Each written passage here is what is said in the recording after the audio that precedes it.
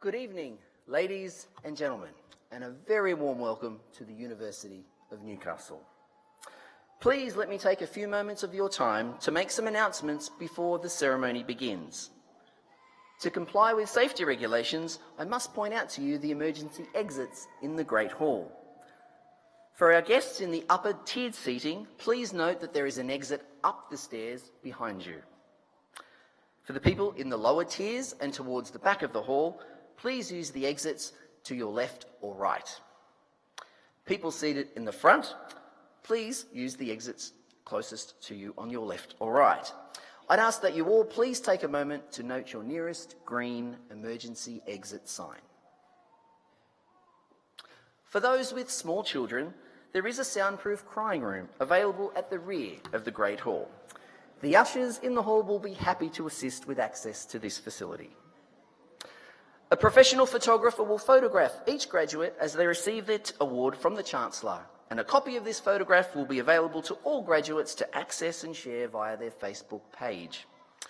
Portrait photography is also available at the graduate reception in the Brennan Room following the ceremony. As a courtesy to everyone in the room, we ask that everyone please take a moment to switch off any mobile devices. Graduates, the university issues invitations to complete the Graduate Outcome Survey. This survey gathers feedback on your higher education experience to improve the experience for all future students. We strive to provide the best possible university experience for all of our students, but this cannot be achieved without your valuable and important feedback. We would appreciate you keeping an eye on your email inbox to your university account so that you can help assist with this important survey. Some of the terminology used in today's ceremony may be unfamiliar to you. To assist in your appreciation of the ceremony, we have provided a history of graduation and an explanation of terms in the graduation book, together with a record of the presenters and those eligible to graduate today. The academic procession will enter the hall in just a few moments. When the procession enters, could you all please rise and remain standing while we all sing the first verse of the national anthem. At the conclusion of the ceremony, please stand when the Deus Party rises and remain upstanding until the Deus Party and our graduates have left the hall. We hope that you enjoy this very, very special occasion. Thank you.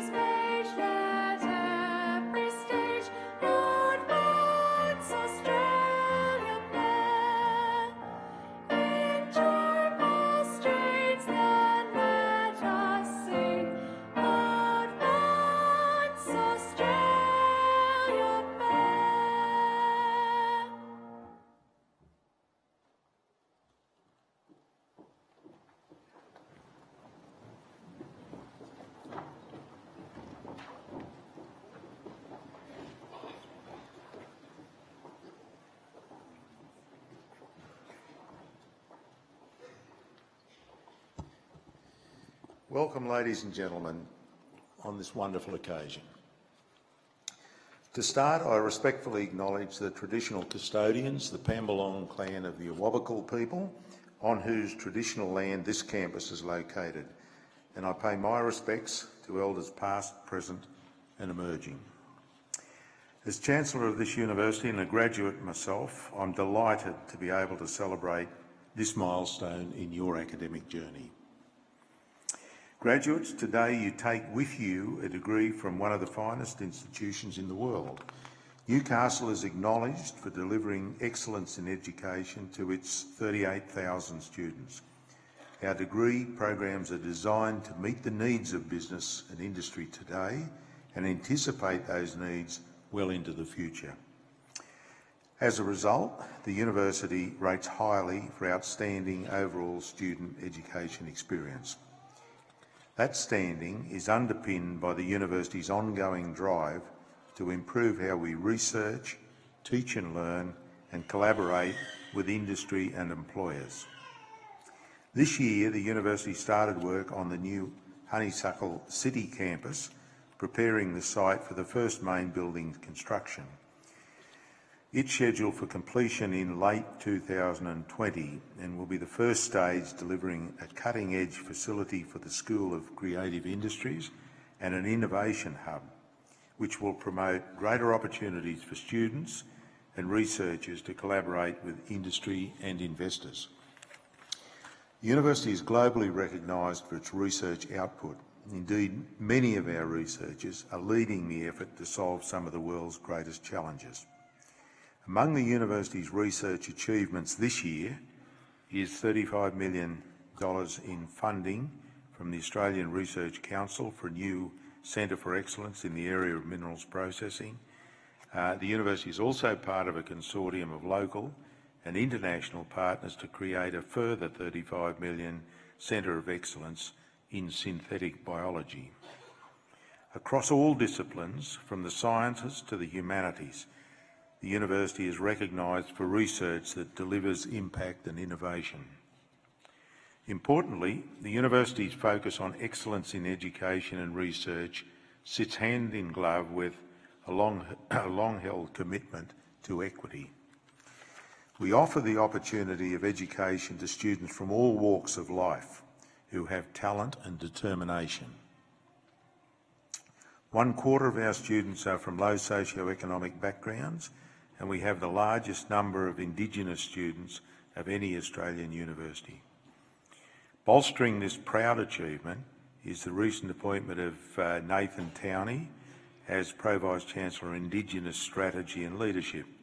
In this role, he'll lead our Indigenous education framework and is also responsible for leading the implementation of our Indigenous employment strategy. Today, as celebration of the completion of your studies, our graduates, marks another important milestone: your entry into the University of Newcastle's alumni network, and you're in very good company. One example from this faculty is alumnus Janice Peterson, who graduated with a Bachelor of Arts in Communication Studies in 1999. Ms Peterson has spent almost 2 decades working as a cross-platform journalist and news presenter.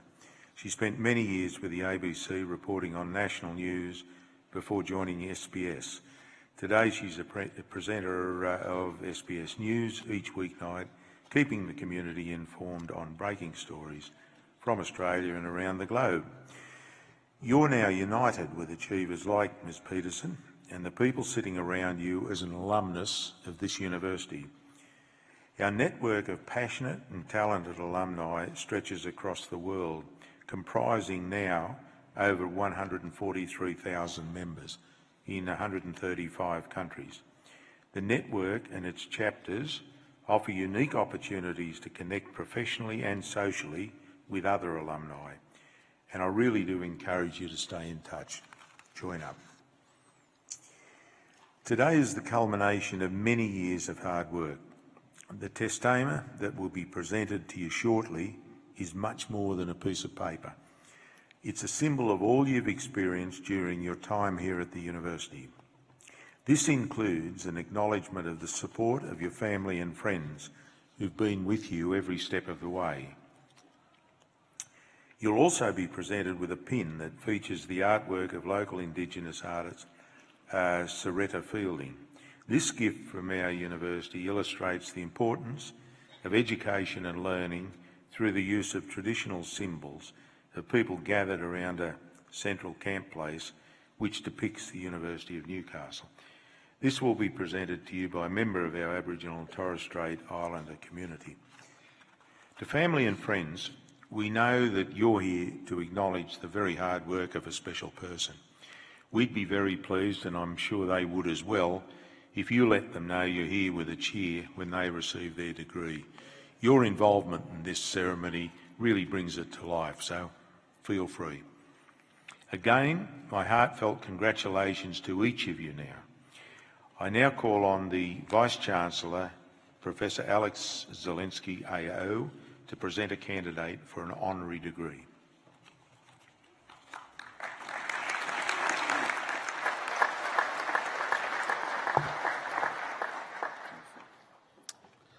Chancellor, I have great pleasure in presenting to you Professor John Gurmoff for admission to the degree of Doctor of Letters honoris causa.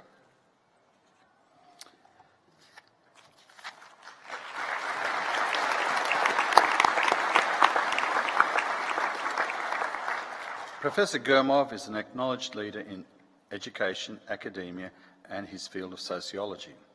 A valued alumni, he holds a PhD from this university and also a Bachelor of Arts from the Chisholm Institute of Technology and a Master of Arts from Monash University. Professor Gurmoff is a passionate advocate for the transformational impact of university education, particularly in its role in transforming regions, widening participation and creating an informed citizenry. As the Provost and Deputy Vice-Chancellor at Charles Sturt University, he takes these principles into his work every day in the delivery of the university's academic programs, the maintenance of academic standards and the provision of learning and teaching support. Prior to joining Charles Sturt last year, Professor Gurmoff worked with this university for 25 years across multiple leadership positions, including the concurrent roles of Pro-Vice-Chancellor Academic and Pro-Vice-Chancellor of the Faculty of Education and Arts. His leadership was characterised by student and partner-centred education innovation, institutional cultural change to improve performance, and collaborative, inclusive, evidence-based decision-making. In his role as Pro-Vice-Chancellor Academic with this university, he delivered several transformative workplace change programs, including the establishment of the University of Newcastle Academy for Sessional Academic Staff, the campus-wide Healthy University of Newcastle framework, which led to the introduction of smoke-free campuses and development of the university's first gender equity plan. Professor Gurmoff is a sociologist who is esteemed nationally and internationally for his contribution to understanding the social determinants of health, in particular food and alcohol consumption in the context of public health. He's published 24 books, including The Public Sociology, An Introduction to Australian Society, which has helped shape the way sociology is taught and studied in Australia. Today, our University Council is delighted to award this honorary degree in recognition of Professor Gurmoff's significant contribution to the University of Newcastle and the wider Hunter community over 25 years of service and leadership. Chancellor, I present you Professor John Gurmoff for admission to the degree of Doctor of Letters honoris causa.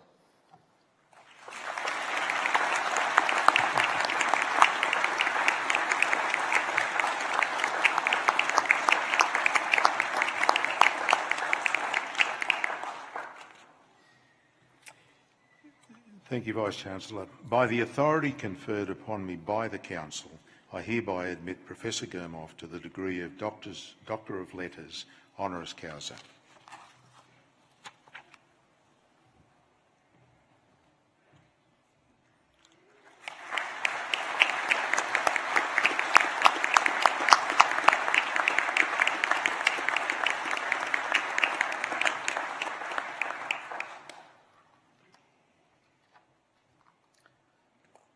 Ladies and gentlemen, it gives me great pleasure to invite Dr. Gurmoff to deliver today's occasional address.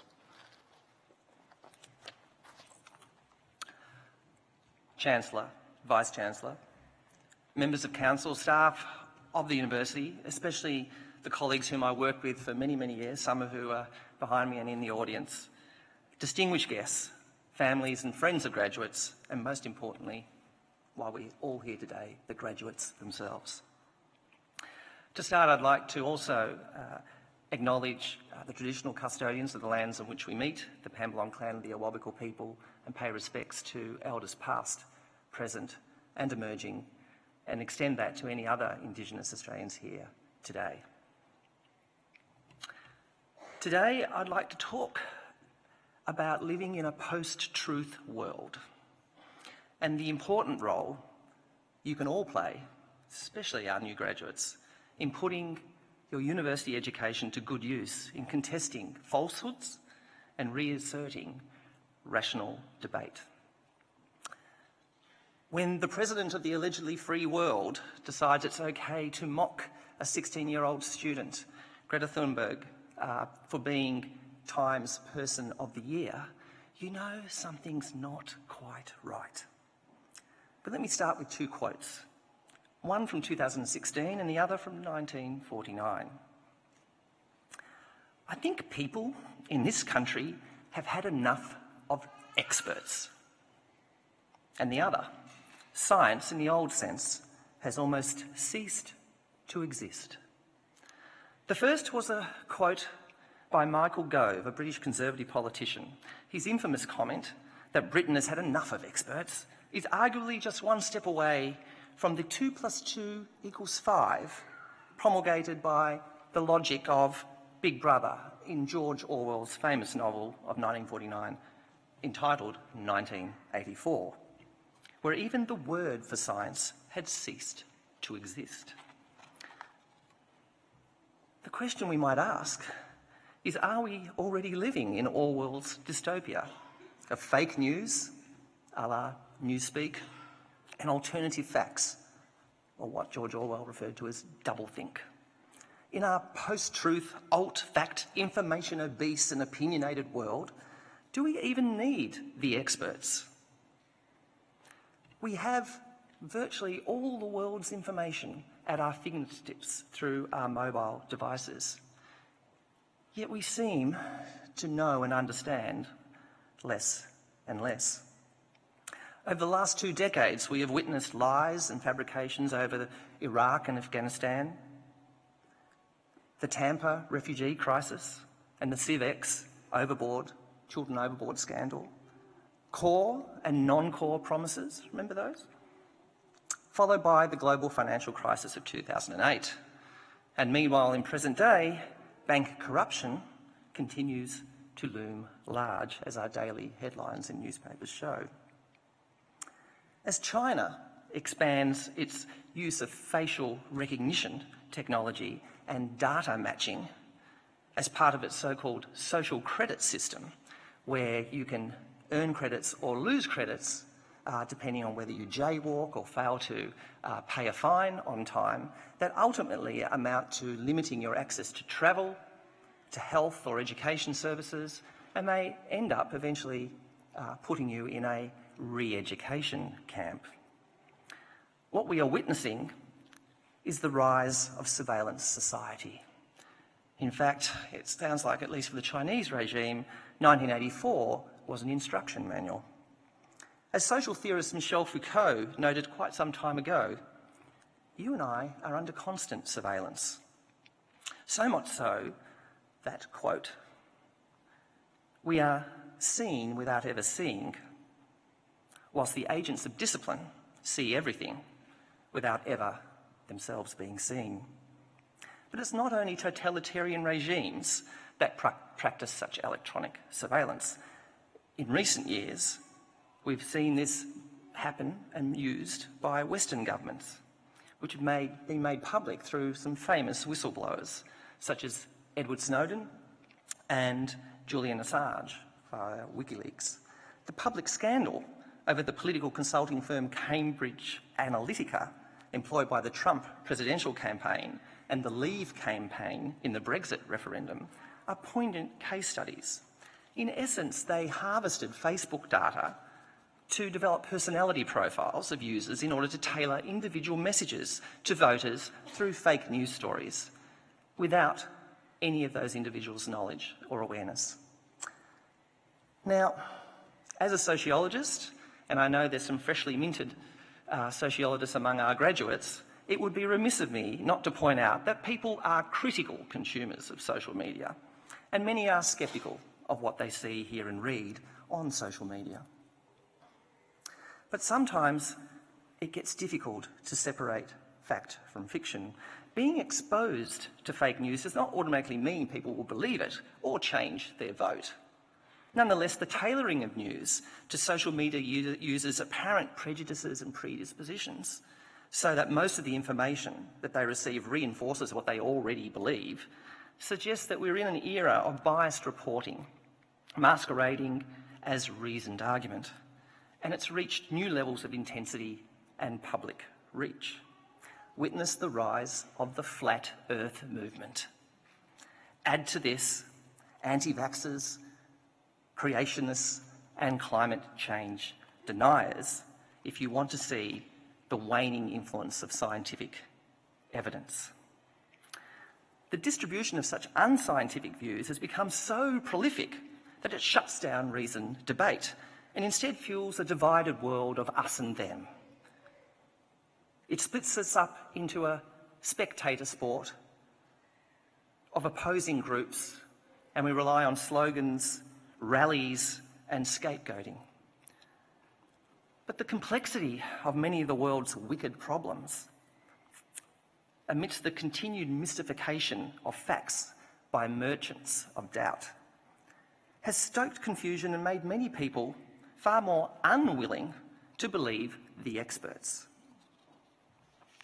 In fact, the word expert is almost taking on a pejorative meaning, something that is elitist and potentially inherently biased by the use of the word an expert.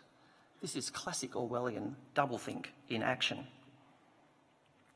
So, what should we do? Should we just laugh it off and relegate it as fodder for satirical TV shows like Utopia, or that wonderful show Years and Years on SBS television starring Emma Thompson? Highly recommend it. Or should we advocate for evidence, logic and rationality to remain core to a well-functioning democracy and civil society? I choose the latter. I trust, among our graduates here today, that your university education means that so have you. I firmly believe one buffer against the onslaught of reactionary and frankly neo-fascist rhetoric is a university education. Through that education, you have learnt the importance of evidence, of reading widely, of thinking critically, and putting forward an argument that is both rational and factual. And when others put forward an evidence-based critique of your argument, that is called intellectual debate, building on the research and progressing the contest of ideas. This is significantly different from what we see in the Twitterverse and hear from the angry bias of shock jocks and online trolls. While social media has sped up the promulgation of lies and bias on a global scale, the techniques and tactics of spin doctoring are well-worn political tropes. The big lie, as it came to be known, was something that was promulgated in Hitler's Nazi Germany, and it went along these lines. If you're going to tell a lie in public, make it a big one. Make it an audacious one. Repeat it time and time and time again, so that after so much repetition, it gains a sense of validity and credibility, when it never would have had that if that process had not been followed. Never more has society needed the experts. Universities have a critical role to play in cutting through the quagmire of opinion bias, alternative facts and fake news. A university education teaches you how to apply the insights of scientific methods and evidence-based arguments to counter opinionated populism and its simplistic tribalism of us and them. As university graduates, you have the ability to speak truth to power. Indeed, you have the ability to give voice to the voiceless, to break down simplistic black and white binaries, and to show that a peaceful life exists in many shades of grey, of diversity, tolerance, and compassion. You may not realise it, but as a graduate, you have become part of a long and worthy tradition. Universities are among some of our longest-standing institutions. In fact, Oxford University is over 850 years old, making it one of the oldest continuously running organisations in existence. In fact, the concept of academia dates back to the Academy of Plato in Athens, 385 BCE, before the Common Era, though there are antecedents across the world, particularly in China, India, and the former Persia. Now, in medieval Europe, universities were initially elitist affairs run by the church, though over time, and especially with the rise of science and what came to be known as the Enlightenment through the 1700s onwards, there was a gradual move away from supernatural beliefs towards rational thought. It was the rise of the age of reason and the spread of humanism, that is, a belief in human self-determination. And it led to notions such as human rights, democracy, and universal suffrage. University education, once restricted to the male elite, was also part of this shift. And particularly during the late 20th century, we saw the democratisation of knowledge through widening equity and participation policies. Many of you are likely to have benefited from the University of Newcastle's commitment to equity and access. For example, its English Language and Foundation Studies Centre is heralded to be the best in the country. And while I was Pro-Vice Chancellor of the Faculty of Education and Arts, I was honoured to witness many graduates who had started their university journey through the Open Foundation program. While university education is transformative, success depends on a multitude of factors: resilience, hard work, commitment. We cannot underestimate, but we also can't underestimate the importance of the support of our family, friends, and communities. But this is not news to you, I know. So graduates, you've made it. Relax, take a deep breath, take pride in your achievement. But where to from here for the class, for the Education and Arts class of 2019? You are our newest knowledge workers, but are you ready to be our future experts? It's worth remembering what the ancient Greek philosopher Socrates allegedly said, and I quote, "I am the wisest person alive, for I know one thing, and that is that I know nothing." And what Socrates was getting at here was that it is curiosity, the love of lifelong learning, that underpins wisdom. It's not about being the smartest person in the room or knowing more than another, but rather it's about being humbled by the fact that you don't know everything. Curiosity and humility go hand in hand. I'm a professor and a provost, and tonight I am humbled to be receiving my honorary Doctorate of Letters. Yet I confess there is still so much that I do not know. One would need 1,000 lifetimes to absorb all the knowledge generated by humankind. Indeed, I'm certain that amongst all of you here, many of you will be expert on certain matters much more than I. Nonetheless, based on my career journey and that of my many past students, there are a couple of things I just want to leave you with, a few things that I do know. Graduates, you have given yourself the greatest gift, an education that's allowed you to develop a critical curiosity about the world. This capability will stand you in good stead for creating a meaningful life and making a positive impact on our social, political, and economic landscape. Hold on to that childlike curiosity dearly, that sense of wonder about why the world is as it is and what's your place in it, and how could it be otherwise? Or as sociologist Anthony Giddens says, what alternative future can you imagine? And ask yourself, what part will you play in creating it? You are now part of a broader university community. Cherish the friendships you have made during your studies. but also stay in touch with the university through its alumni network. It's a powerful way to open new doors, new experiences, and also to give back to the next generation of students. So let me return to where we began. The key message in Orwell's 1984 is that a post-truth world aims to narrow and limit human consciousness, to confuse human conscience, and to control and narrow our range of thinking. So in response today, I issue our graduates a challenge. Do not take this world and the quality of life that you've grown up in for granted.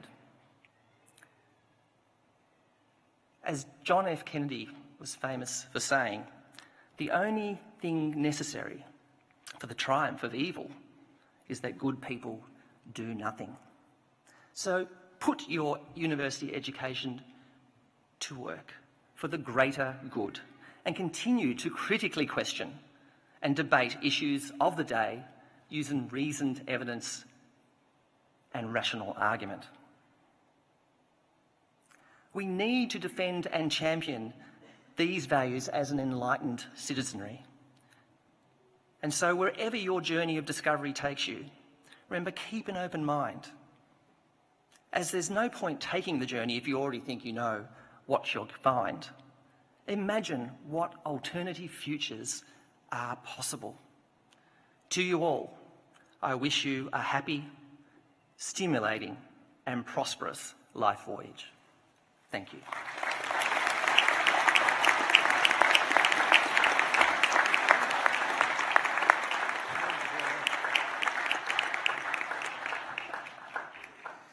Professor Gurmoff, thank you very much indeed for that very, very thoughtful occasional address. And back to the very start, congratulations on your award of an honorary doctorate here this evening. It's extraordinarily well deserved. And whilst John has left us for the time being, you can take John out of Newcastle, but you can't take Newcastle out of John. So that's a very good thing. His speech, though, was a very serious one and intended to be so. And the principles he enunciated are very important to all of us. A lot of thought and effort has gone into this year reviewing the whole question of academic freedom and freedom of speech. And that good work has now converged, if you like, on an agreed set of principles which are very valuable. But to John's point, there's no earthly good having these rights and these abilities if you don't exercise them. So universities are a very important forum in which to do that, and you as our graduates are well equipped to continue doing that through your life. So John, I thank you. I'm sure our graduates will take your thoughts and remember them. They're very, very important indeed. So we very much appreciated you sharing them with us. Ladies and gentlemen, we've now come to a very important aspect of this ceremony. For this, I'm going to ask all of our graduates to please stand. Would you all mind standing just for a moment or two? As Chancellor of this university, I now officially confer awards to all those candidates whose names appear in the graduation ceremony handbook and who have fulfilled the conditions for admission of that award. So congratulations to all of you, and I wonder if all of us here in the audience would join me in applauding the wonderful achievements of these our graduates.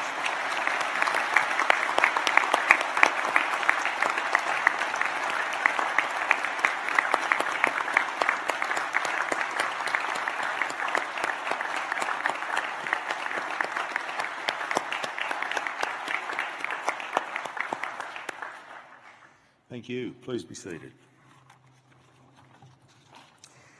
I now call on Professor John Fischetti, Pro-Vice-Chancellor of the Faculty of Education and Arts, to present graduates from that faculty.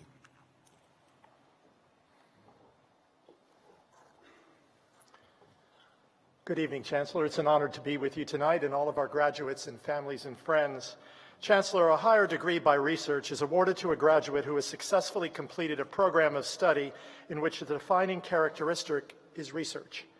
Doctor of Philosophy graduates have undertaken a program of independent supervised study for the equivalent of up to 4 years of full-time study. These graduates have produced significant and original research outcomes culminating in a thesis which has been independently examined by external expert examiners of international standing. These graduates have developed a substantial body of knowledge at the frontier of the field of work or of learning that constitutes an original contribution.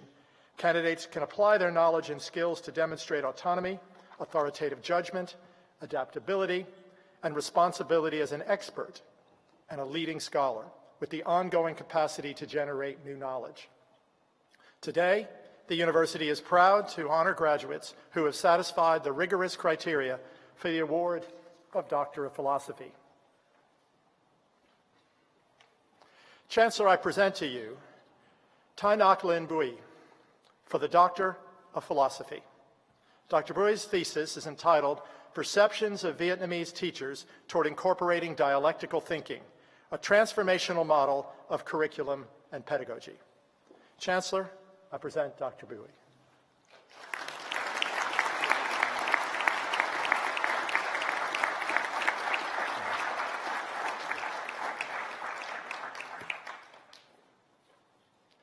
Chancellor, I present to you Noel Glover for the degree of Doctor of Philosophy.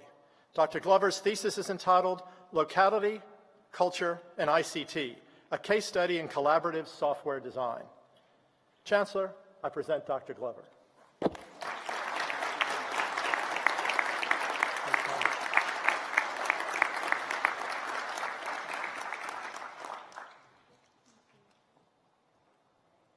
Chancellor, I present to you Nam Lam for the degree of Doctor of Philosophy. Dr. Lam's thesis is entitled Assessing EFL, Speaking Skills in Vietnamese Tertiary Education. Chancellor, I present Dr. Lam.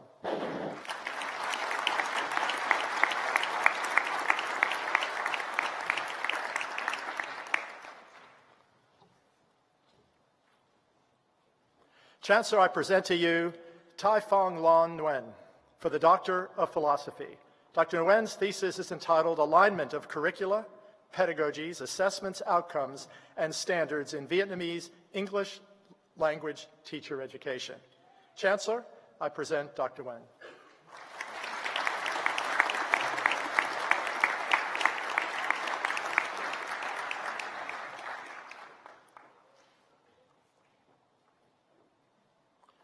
Chancellor, I present to you Justin Francis Leon Nicholas for the degree of Doctor of Philosophy. Dr. Nicholas's thesis is entitled Articulating Creativity in Social Work Practice. Chancellor, I present Dr. Nicholas.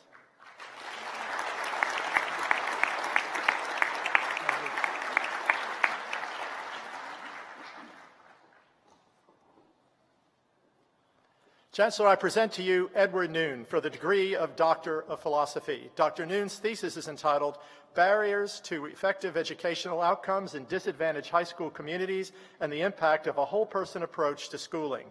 Chancellor, I present Dr. Noon.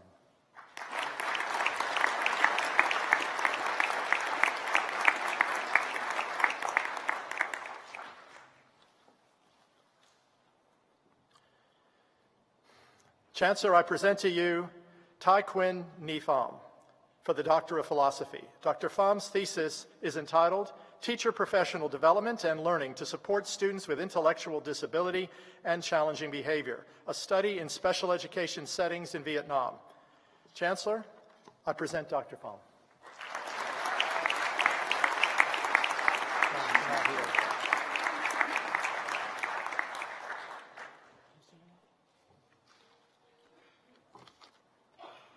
Chancellor, I present to you David Roy for the degree of Doctor of Philosophy.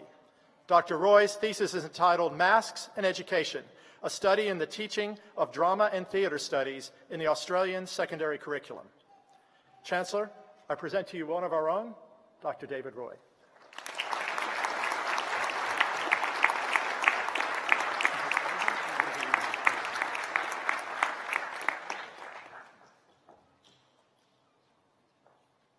Chancellor, I present to you Ivan Safranco for the degree of Doctor of Philosophy. Dr. Safranco's thesis is entitled Towards a Philosophy of Psychiatry Education. Chancellor, I present Dr. Safranco.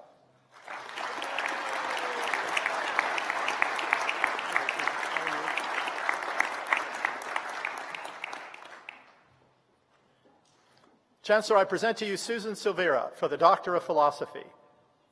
Dr. Silveira's thesis is entitled Shifting the Focus from Cause to Impact, Reshaping the Assessment of Childhood Vision Function. Chancellor, I proudly present Dr. Silveira.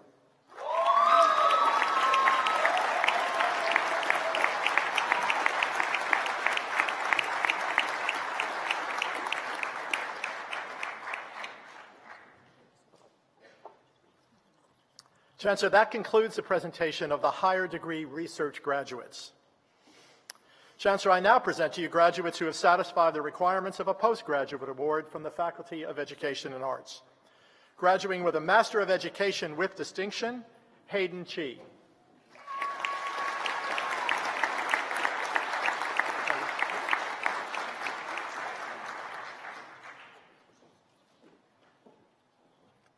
Kelly Rayner.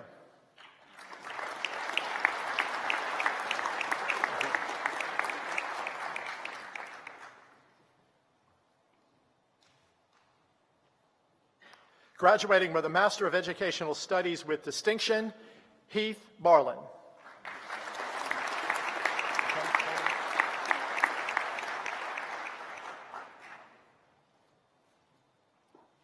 Kenneth George.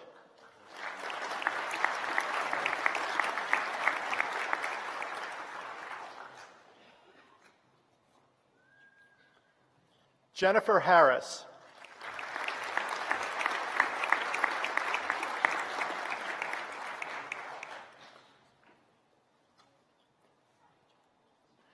Deborah Sivier.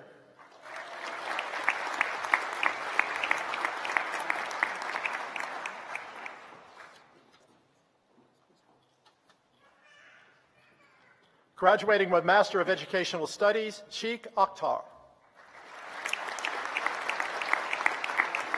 How are you?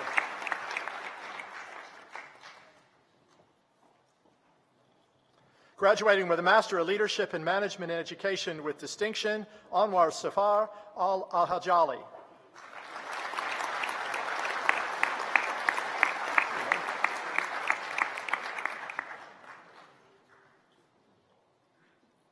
Janine Comber.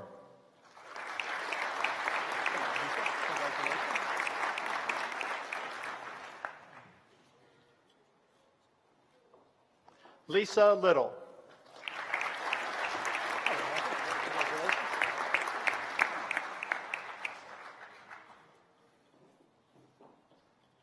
Michael Smith.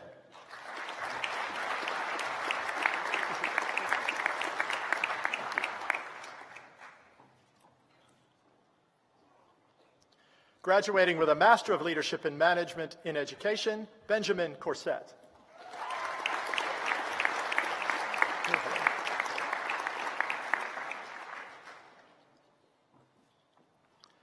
Graduating with a Master of Special Education with distinction, Kimberly Basutel.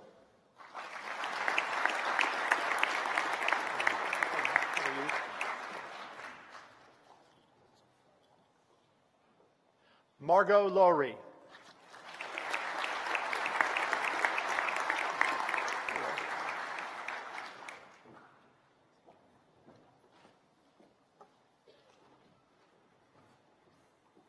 Nicole Powell.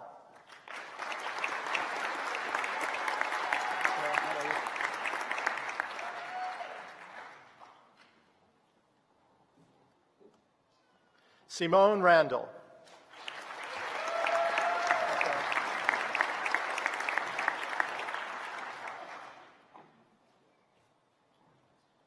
Sarah Smith.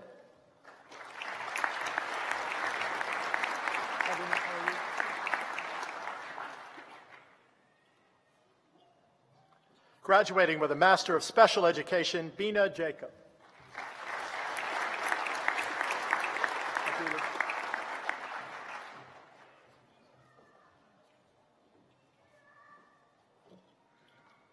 Julie Duncan.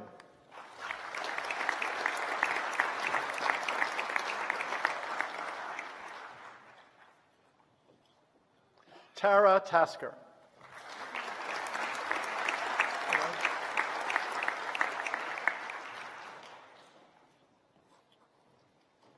Graduating with a Master of Special and Inclusive Education with distinction, Mesa Abo Zed.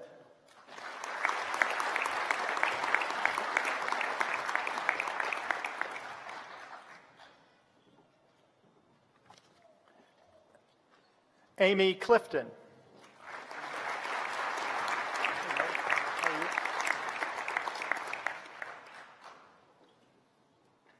Helen Klein.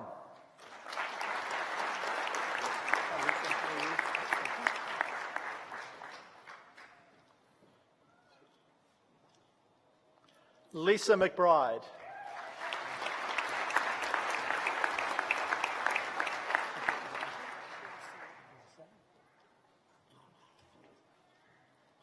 Sarah Russell.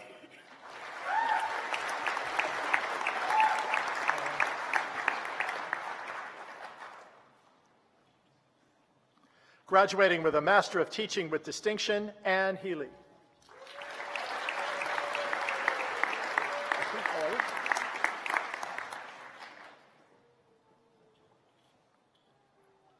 Jared Hugworth.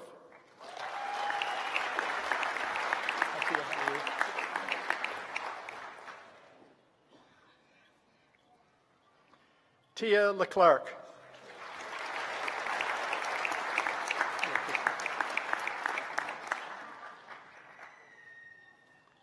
Christy Lee Odell.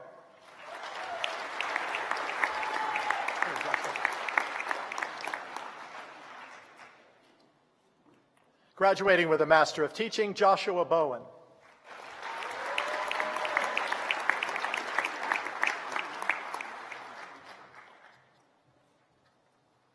Junessa Godfrey.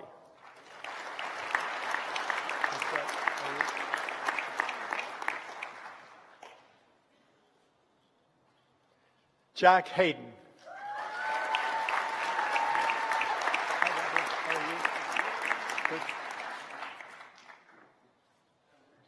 Graduating with a Graduate Certificate in Education, Rabia Tahir.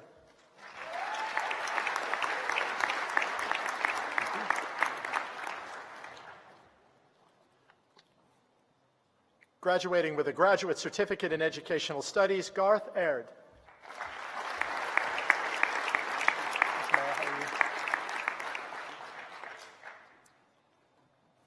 Tamara Kidd.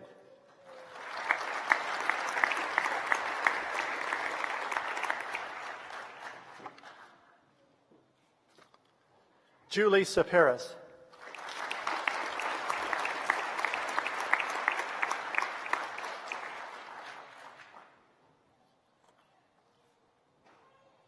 Chancellor, that concludes the presentation of postgraduate awards and the presentation of awards from the Faculty of Education and Arts at this time.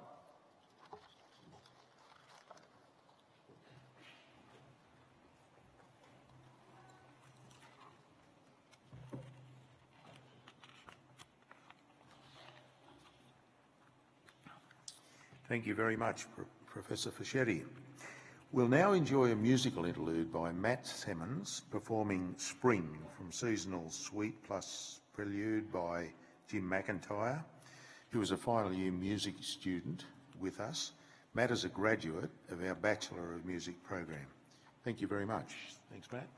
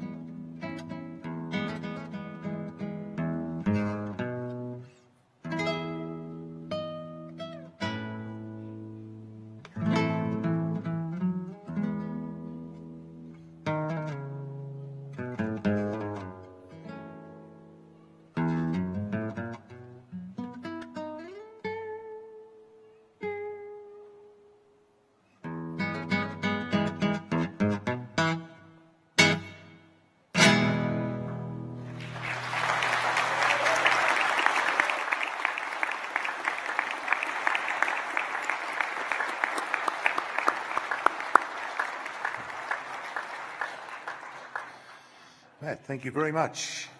Very nice composition, beautifully played. Thank you. I now call on Associate Professor Robert Parks, Head of the School of Education, to present undergraduate awards from that school.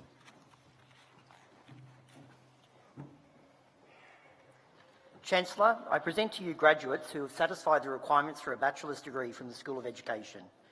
Graduating with a Bachelor of Education Studies with distinction, Rebecca Willis.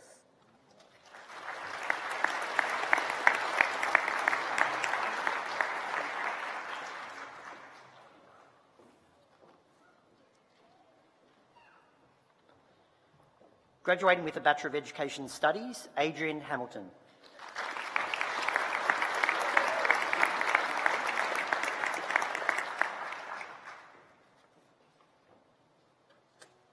Graduating with a Bachelor of Teaching, Early Childhood and Primary Honours, Catherine Levis.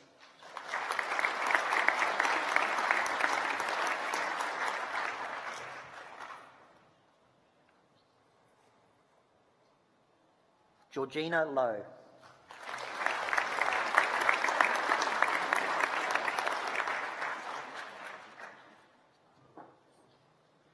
Jasmine Skiers.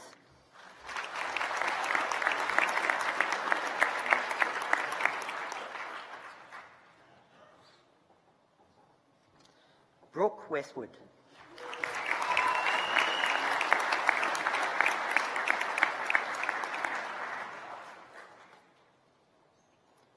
Graduating with a Bachelor of Teaching Fine Art Honours, Jonathan Potter.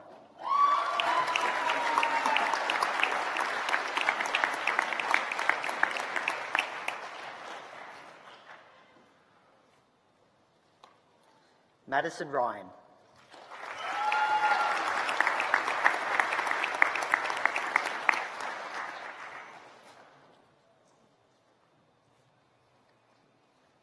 Shana Stevens.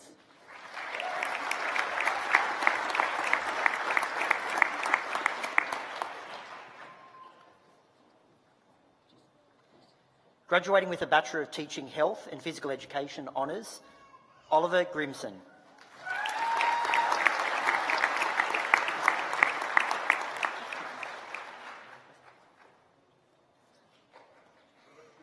Raquella Hill.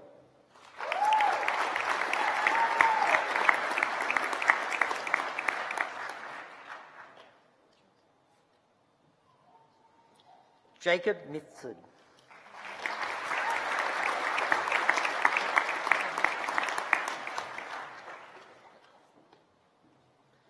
Jordan Smith.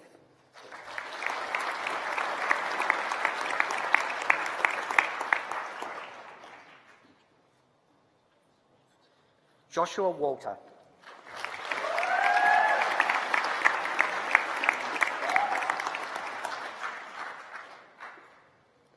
Graduating with a Bachelor of Teaching Humanities Honours, Jessica Allen.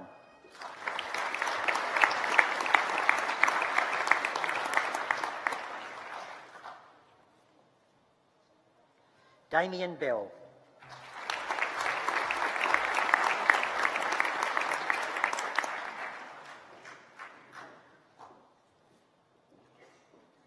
Joshua Bolton.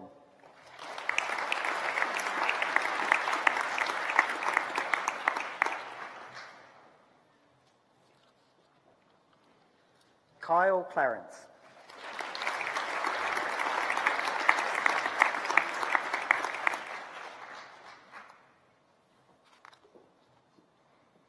Meg Connolly.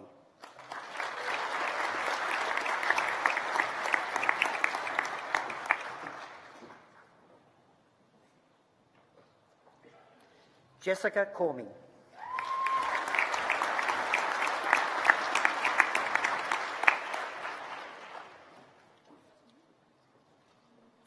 Antonio Faraguna.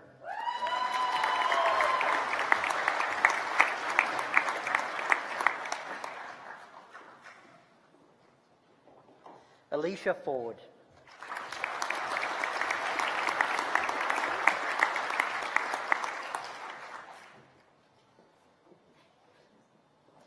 Sarah Gardner.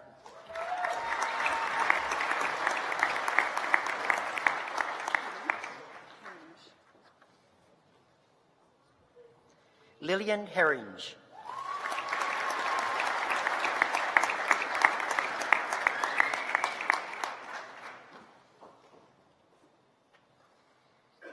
Thomas Hughes.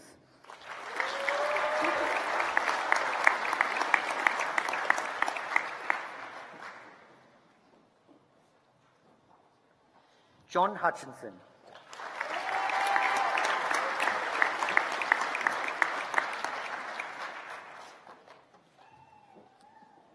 Brittany Hyde.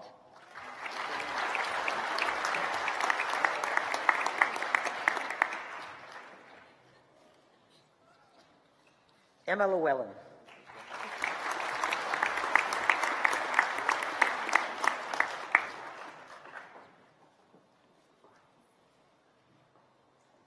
Claire McDonough.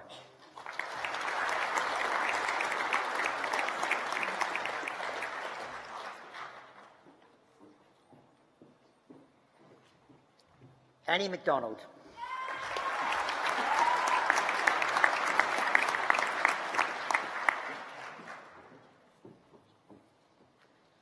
Lucas Papa.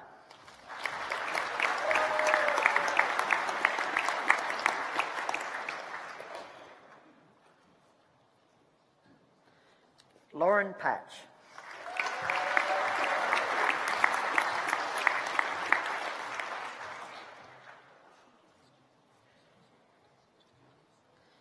Tegan Rankin.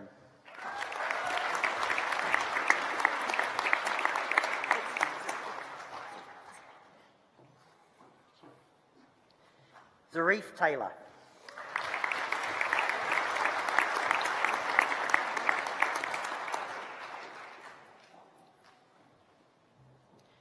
Graduating with a Bachelor of Teaching Mathematics Honours, Hayden Dunk.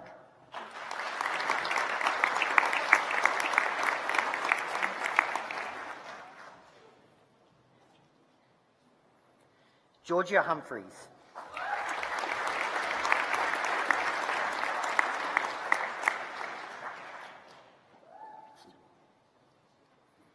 Thomas Winston.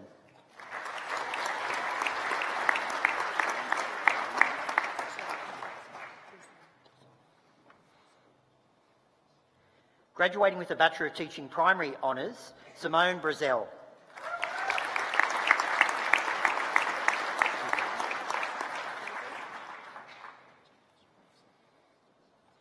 Georgia Brazier.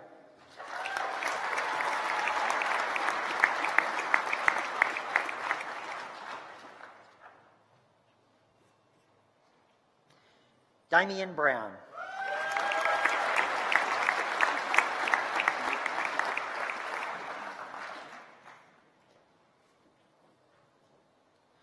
Bronwyn Dormer.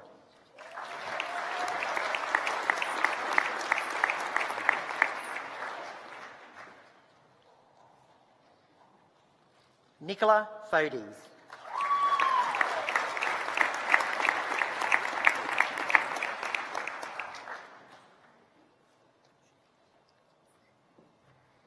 Brianne G.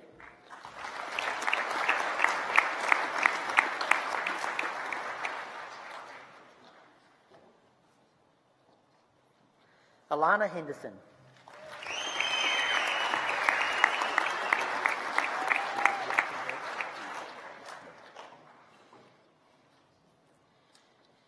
Kane Leigdenberg.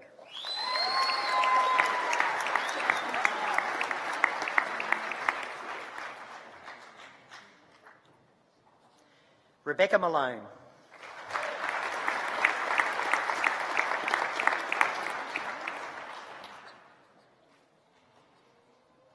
Leanne Martin.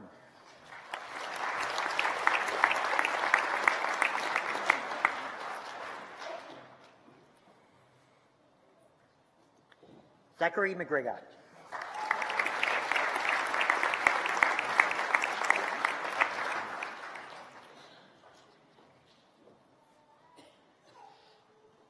Roisin Malloy.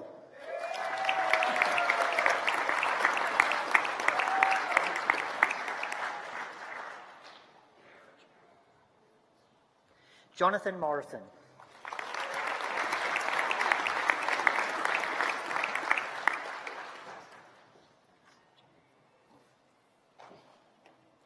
Alec Power.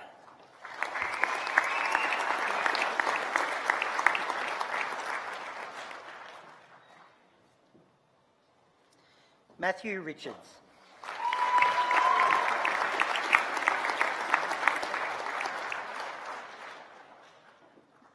Rebecca Roberts.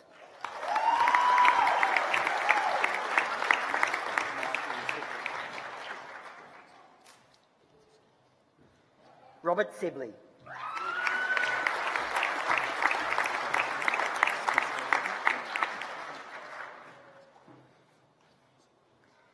Michael Spitzkowski.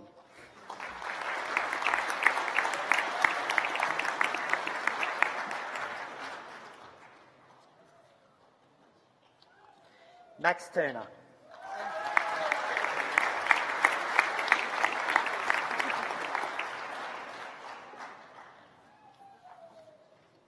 Brianna Vernon.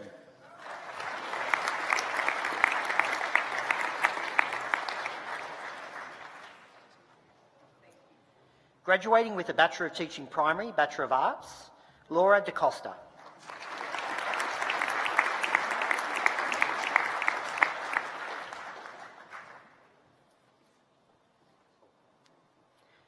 Graduating with a Bachelor of Teaching Science Honours with Honours Class 1, Catherine Woodward.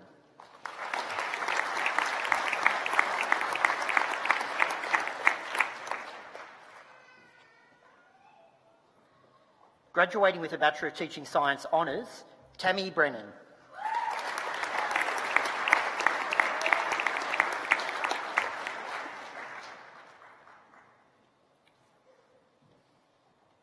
Michael Clancy.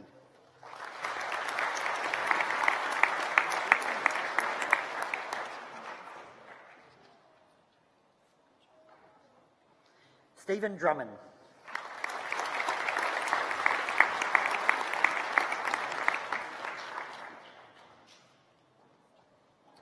Shane Dryden.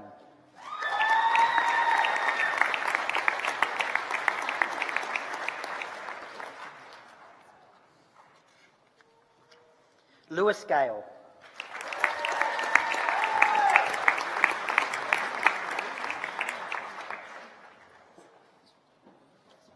Laura Gifford.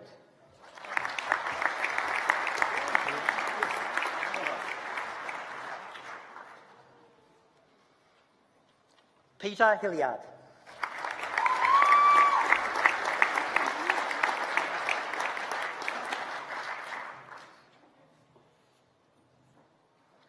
Tegan McNamara.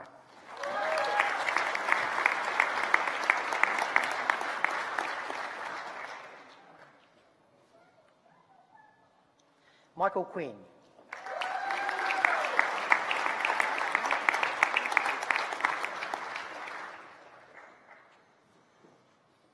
Matthew Rees.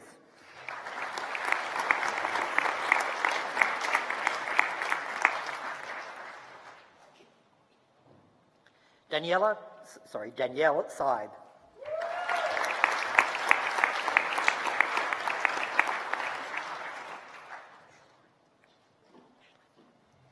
Nishlin Shibu.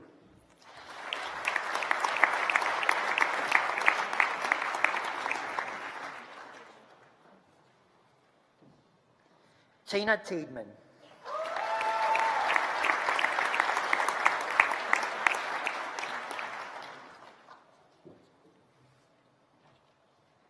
Gavin Worker.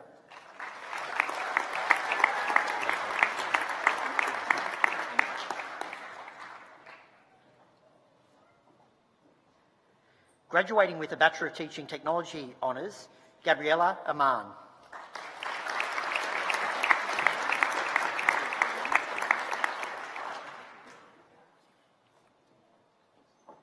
Liam Austin.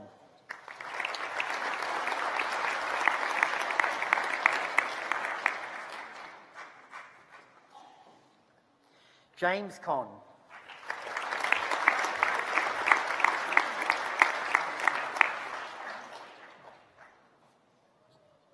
Michaela Hassett.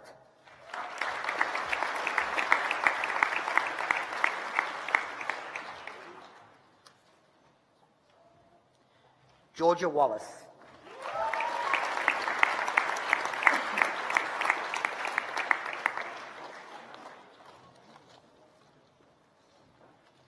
Chancellor, that concludes the presentation of graduates from the School of Education.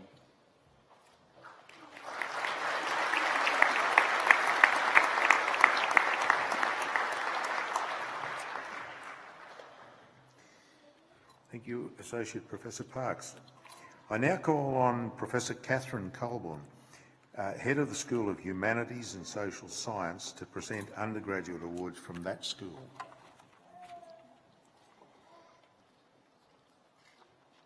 Chancellor, I present to you graduates who have satisfied the requirements for a bachelor's degree from the School of Humanities and Social Science.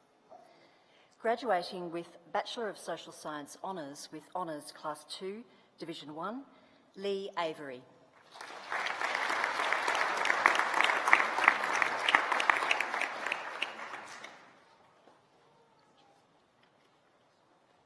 Katie Mosca.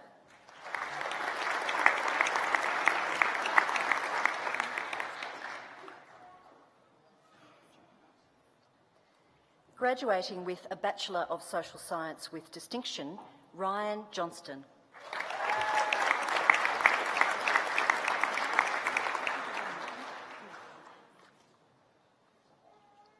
Graduating with a Bachelor of Social Science, Megan Adams.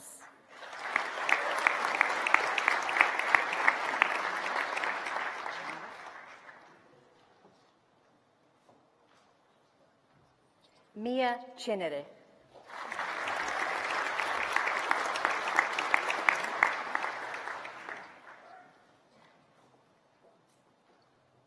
Adam Ellsworthy.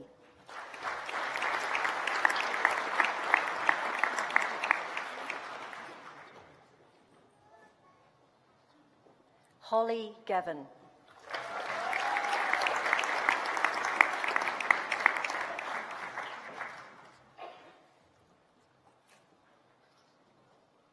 Penelope Hessel.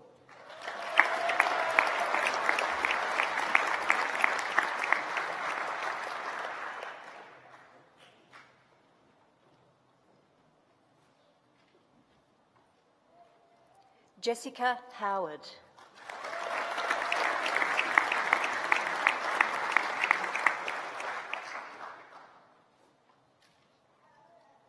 Kylie Josephson.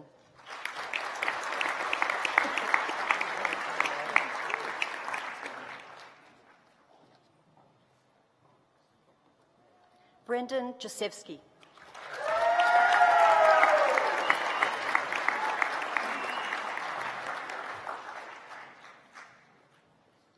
Jay Newton.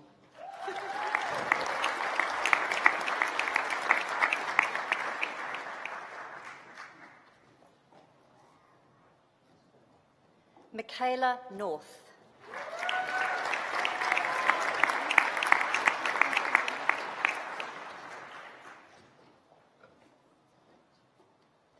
Ayana Pugh.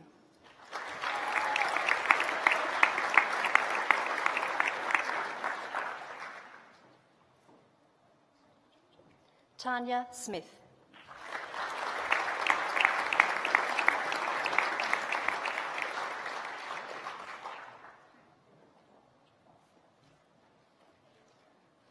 Joby Stead.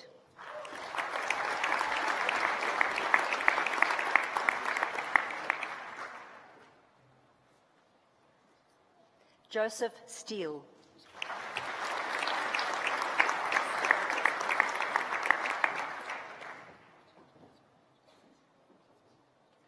Holly Strite.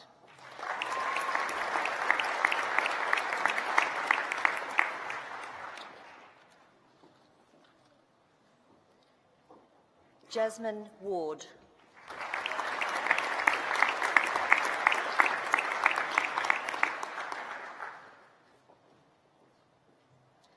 Graduating with a Bachelor of Social Work Honours, Chidzewska Chikoto.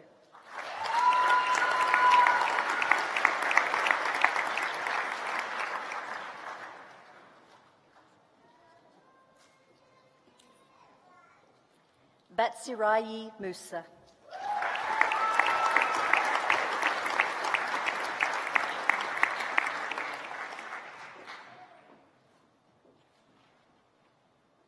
Fonnie Peter.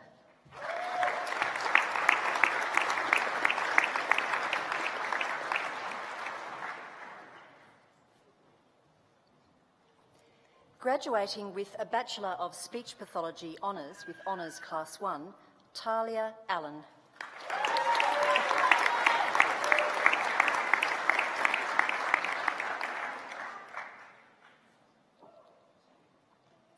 Alice Harland.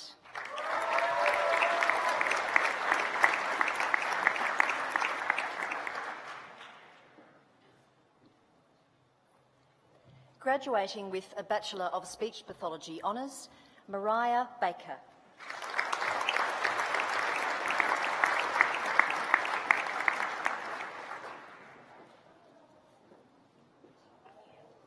Cecilia Byrne.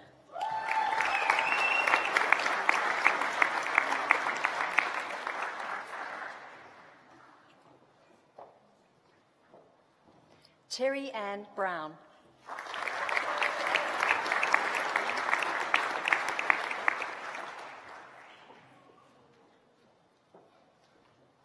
Lewis Fry.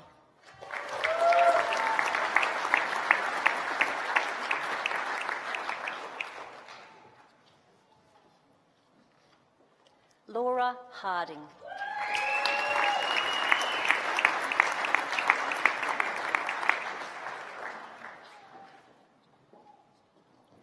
Phoebe Hughes.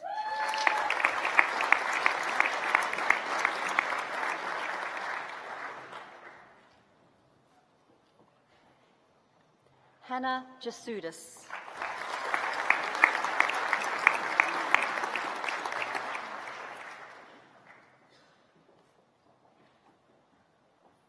Nima Jones.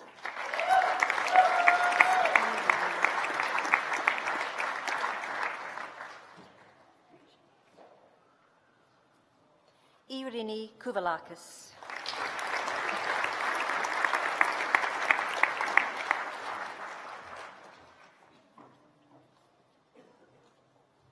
Annabelle McCanish.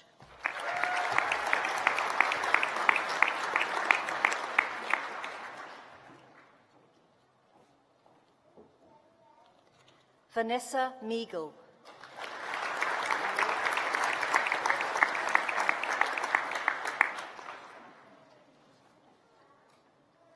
Natasha Nesta.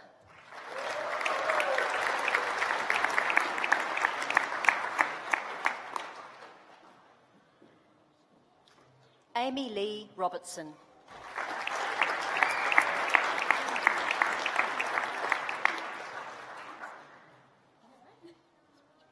Patricia Velasco.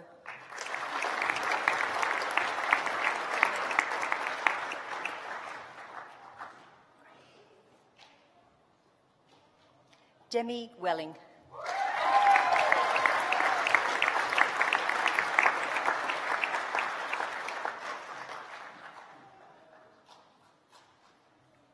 Chancellor, that concludes the presentation of graduates from the Faculty of Education and Arts.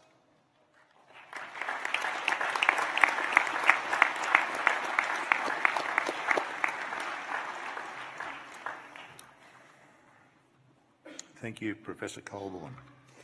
I now have great pleasure in inviting Ms Emma Llewellyn, who graduated earlier with a Bachelor of Teaching in Humanities with Honours degree, to speak on behalf of the graduates. Thank you, Emma.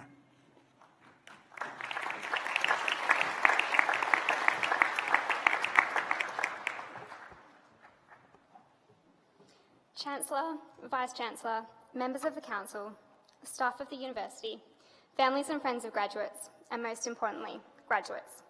Good evening, and thank you for being here tonight. I was honoured to be asked to give this address, but I will admit also, frankly, terrified. I think because I'm graduating as a high school English teacher, it was assumed I love public speaking. I can assure you, I don't, and this is very different to a class of 30 teenagers. However, it is less likely that one of you will jump out of the window if you don't like what I have to say. Everyone has defining moments in their life. For me, this, today, is one of them. This moment has been over a decade in the making. I started university fresh out of high school and thought I was ready to take on the new challenge. I thought I'd do my 4 years straight and then walk into a classroom, a fully fledged adult, ready to then take on the other things that come once your life is organised around a successful career. However, it turns out those things happened along the way and resulted in a long pause in my university education. Marriage, children, the devastating loss of my stillborn daughter, divorce, single parenthood, and opening my heart again to fall in love with my best friend all altered my course in ways I couldn't have imagined. Things certainly didn't follow the plan. I know many of you have also walked winding roads to reach this point. Alongside your study expedition, there's been other big life-defining moments.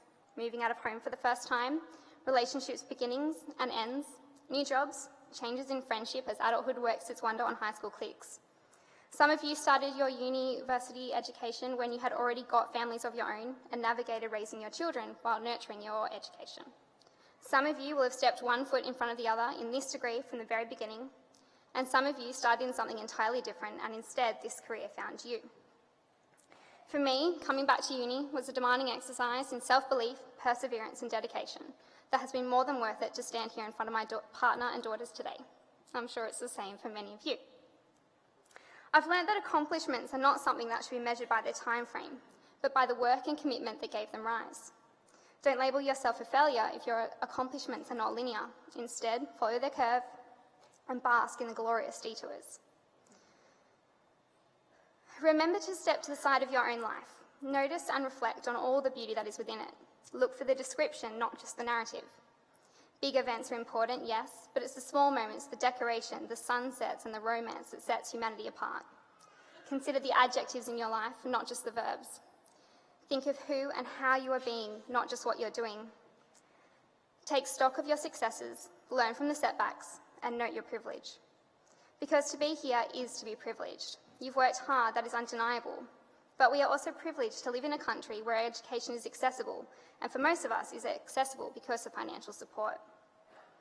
Celebrate the successes, all of them, no matter how small. And don't let those who didn't actively support you partake in the credit for your accomplishments or make you feel that they are less than. You deserve to feel proud of what you've achieved, especially if you did it without much help. But be humble and thank those without whom you wouldn't be here today. Friends and family, on behalf of all of us, thank you. No, we couldn't have arrived without you. Whether you were in the trenches with us pulling late nights, supplying coffee, chocolate and last-minute printer paper, or whether you were sending words of encouragement from afar, our achievements would mean so much less without your support. We hope we made you proud. Recognise passion in those around you and praise that passion. It takes commitment, bravery and endurance for passion to be more than a trend you follow. And many of us here know that without the sincere dedication of our lecturers and tutors, we wouldn't have made it through our degrees in one piece.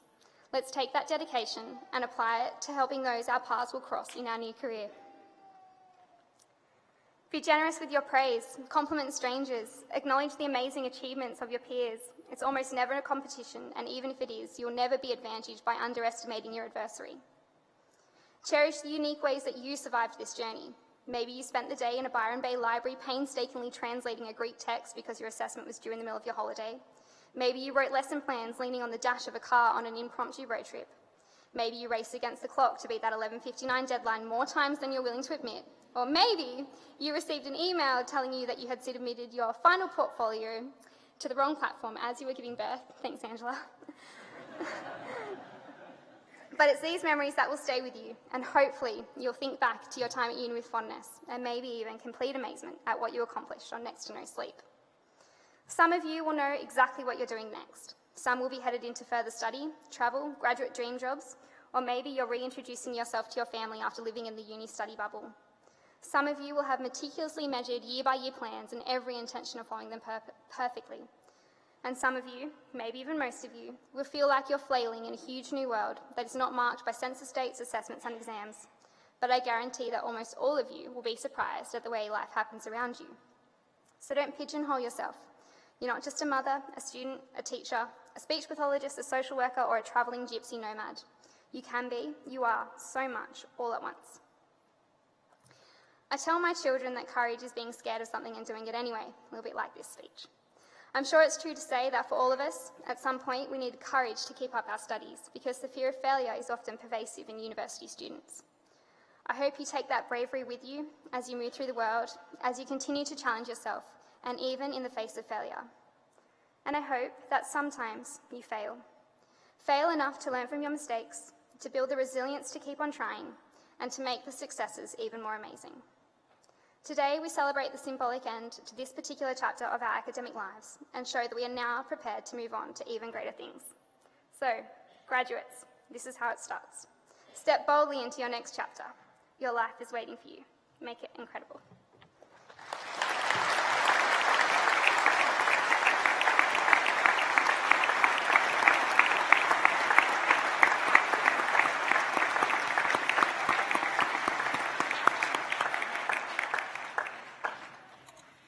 Thank you, Emma, for speaking so well on behalf of your colleagues. Thank you for sharing your journey with us and your wisdom, which I think was very consistent with our keynote speaker earlier.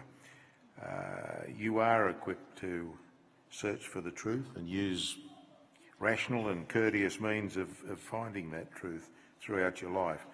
I'm sure you leave this university, as do your colleagues, well equipped to do that. So thank you. That was a great student speech.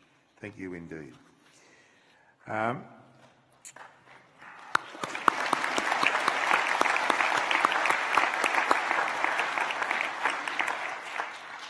To our audience, I hope you all enjoyed this evening's ceremony, and I thank you for joining the university community in the celebration of the awarding of degrees.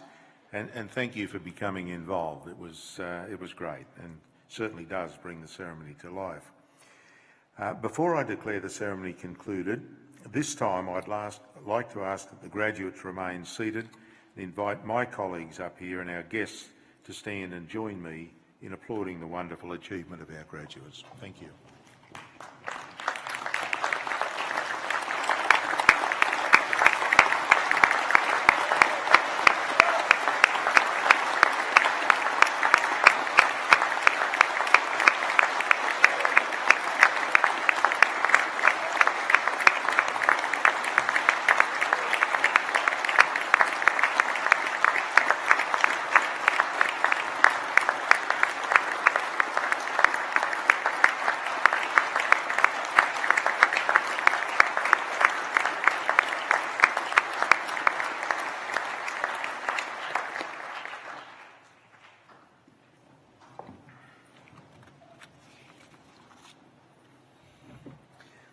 Thank you all very much.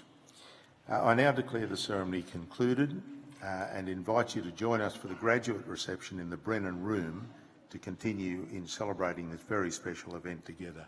Graduates, once again, congratulations. Go and do great things and have fun. Cheers.